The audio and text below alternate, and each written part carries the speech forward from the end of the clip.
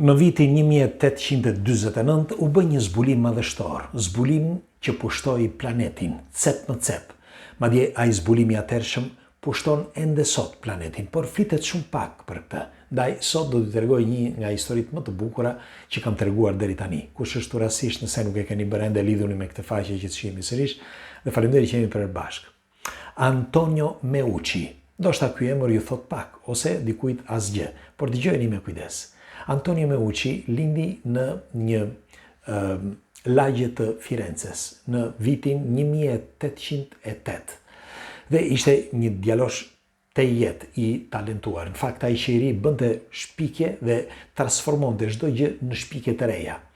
Në fakt, ai në vitin 1835 e kishin ftuar që të punonte në një nga teatrët më të mëdhenj në Kuba, në teatrin Havana. Në fakt, ai aty ishte u fut si punonjës, po pastaj u fut si specialist, pra si një specialist brenda këtij teatri, sepse siç u thash, ai her pas here shpikte disa gjëra dhe në fakt teknikat që përdorte ai në teatr ishin unike. Dhe aty teksa punonte, sepse punonte së bashku me gruan e tij, ndosë ishte i ri, por ishte martuar, çoi dhe gruan me fjalë mori dhe gruan me vete. Dhe në atë kohë ai kishte shpikur një mekanizëm që shëronte njerëzit me elektroterapi. Thash që këto elektroterapit u shpikën gjoja më vonë, por i kishte shpikur pikërisht ky, pra Antonio Meucci. Çfarë bënte ai? Duke me këtë formën e kurimit me elektroterapi, një ditë ndodhi çudia. Ndodhi çudia sepse kishte lënë një pacient që po e kuronte. Mirë po, ai ishte në dhomën tjetër. Dhe në dhomën tjetër kishte disa fije që ishin fije prej bakri. Ai teksa kuronte këtë pacientin me elektroterapi, ndodhi diçka dhe u prek nga një ndërhyrje me fjalë elektrike. Dhe zhurma që ai bëri, pra ishte fort. Wow, kjo zhurmë kaloi nëpërmjet fijeve të bakrit dhe kaloi në anën tjetër. Dhe Meucci e dëgjoi. E dëgjoi dhe e ngacmoi sërish, pra pacientin që të bënte të njëjtin tingull. Pasi ai e bëri të njëjtin tingull dhe dëgjoi nga ana tjetër, atëherë kuptoi se kishte diçka. Pra kishte diçka që kalonte nëpërmjet vibrimeve ose frekuencave, diçka, pra zëri i njeriu, dhe që kalonte nga ana tjetër. Në fakt ai e provoi gjithmonë me fijet e bakrit. Dhe bëri këtë, si mund të quhet, këtë dispozitivin të bazuar me vibrime të një diafragme. Kjo diafragm transformonte tingujt pra në impulse elektrike. Nuk bëri gjë tjetër veçse shpiku telefonin. Dhe telefoni i parë që ai e shpiku pikërisht pra aty në Kuba, në vitin 1849. Por prisin sepse ka surpriza. Çfarë bëri Meucci? Ai lidhi këtë fijen e bakrit nga poshtë dhe deri sipër tek sekretaria e tij ose tek ajo që punonte për ta, dhe ndonjëherë i shkonte edhe gruaja dhe komunikonin, pra në të njëjtin apartament ose shtëpi, por ishte kati i dytë, pra që nga kati i dytë ose kati i parë. Dhe të njëjtin sistem e bëri edhe tek teatri ku punonte.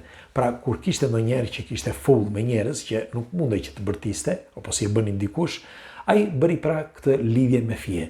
Mirë po ç'ndodhi? Sepse që të gjithë u çmendën nga kjo shpikje e re që kishte bërë ai. Bile disa e klasifikuan si alien ose si diçka mbi natyrore.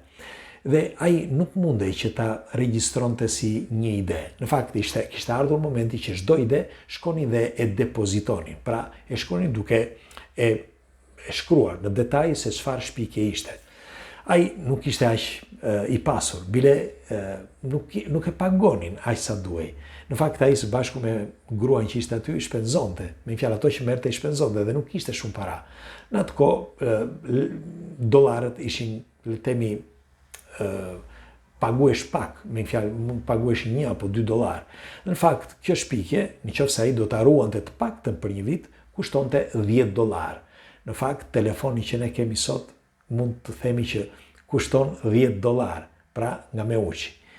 Sepse vetëm në vitin 1871 ai mundi që të regjistronte pra edhe të shënonte shpikjen e tij, pra telefonin që ne komunikojmë. Dhe ishte pikërisht pra në vitin 1871 që ai pagoi vetëm $10 sepse aq kishte, nuk kishte më shumë. Me fjalë $10 për një vit. dhe e regjistroi.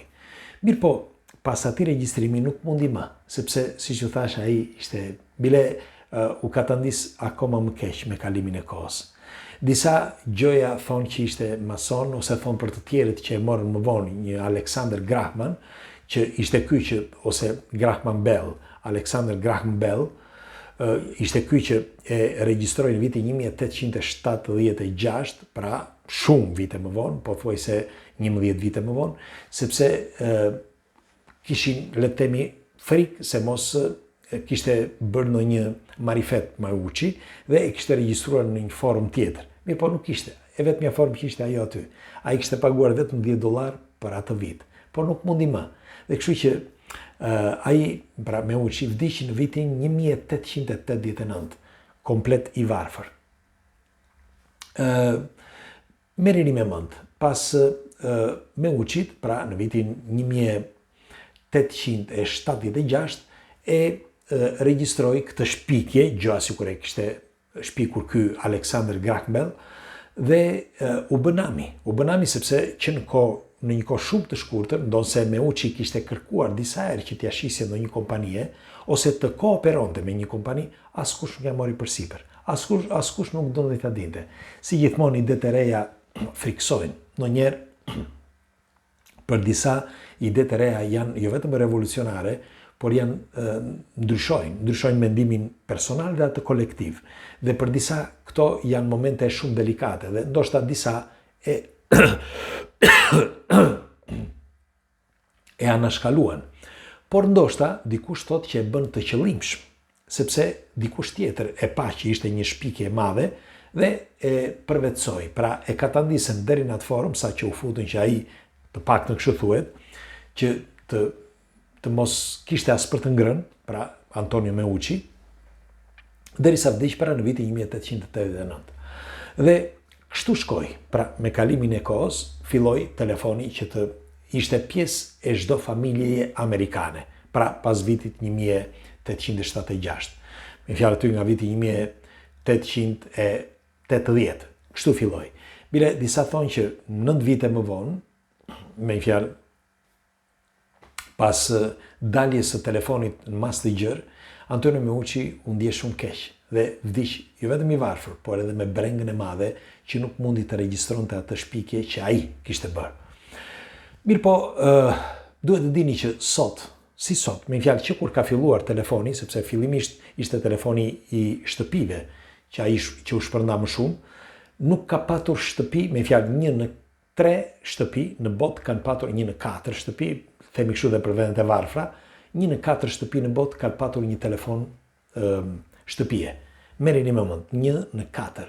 I bie që prej vitit 1850 deri sot, sepse ka akoma sot telefona nga këta të shtëpisë, mund të kenë te i kaluar rreth 80 miliard, t'ja u përsëris edhe një herë, 80 miliard telefona.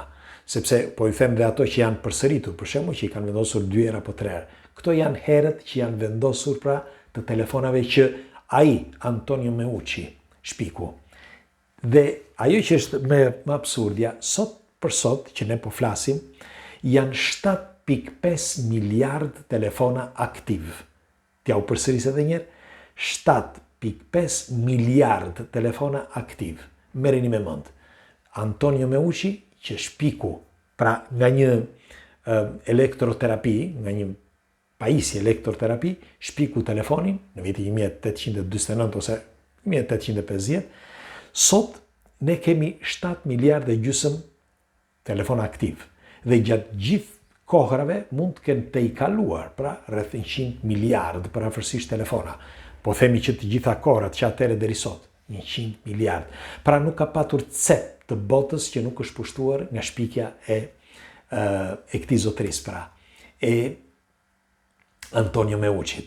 Por vetëm në vitin 1900, por në vitin 2002, Kongresi Amerikan vendosi që t'jepte drejtën me fjalë që shpikja ishte e Antonio Meucci, sepse hyrën për dokumenta, u bën kërkime, gjëja sikur nuk e dinin, dhe 113 vite më vonë, parafërsisht nga momenti që ai e regjistroi, Pra e njohën që shpikja është e Antonio Meucit dhe e vendosën në librin e shpikësve në botë.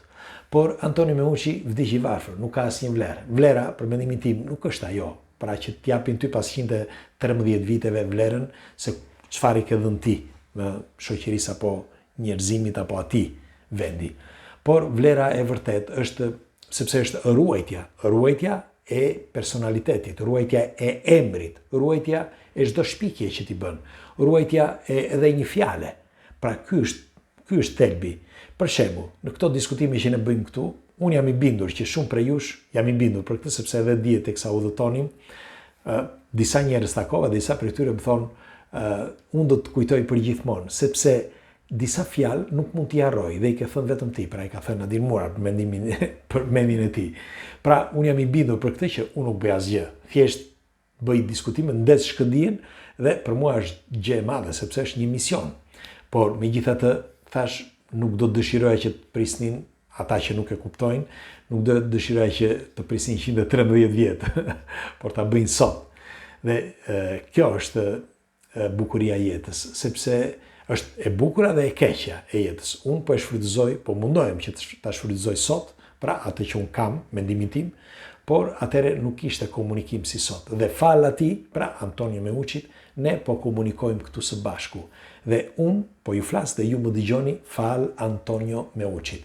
Kështu që për mua një falenderim dhe një përulje dhe do dëshiroj një komentin tuaj për Antonio Meucin. Çfarë do lloj komenti? Një koment ju kërkoj, asgjë tjetër. Për atë, me fjalë për veten tuaj sepse ju komunikoni me motër, me vllajin, me kushërin, me nënën, me babain, me djalin, me motër, me vllajin, me vajzën. Pra të gjitha këto komunikime i bëni fal Antonio Meucit. Pres komentet tuaja. Natën e mirë, ju përqafoj.